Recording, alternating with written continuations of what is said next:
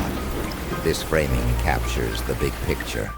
Ideal for landscapes or cityscapes, it helps set the scene and gives your photo a sense of scale. Next, the mid shot.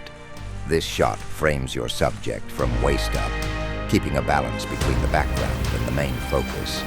It's great for showcasing objects or adding context. The close-up lets you focus on details. It highlights textures, expressions, or specific features, drawing attention to what matters most in your shot. For finer details, there's the extreme close-up. This technique emphasizes tiny elements, like water droplets on a leaf or the press of a camera shutter button. Another essential technique is the rule of thirds. By aligning your subject along one of the grid lines, dividing the frame into thirds, you create balance and visual interest. And finally, the two shot.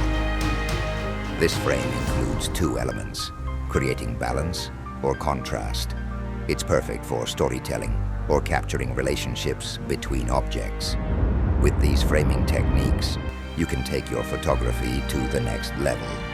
Wide shots for the big picture, close-ups for detail, and creative compositions like the rule of thirds all help tell your story beautifully. Thanks for watching. Try these techniques and don't forget to experiment. Every frame tells a story. Happy photographing.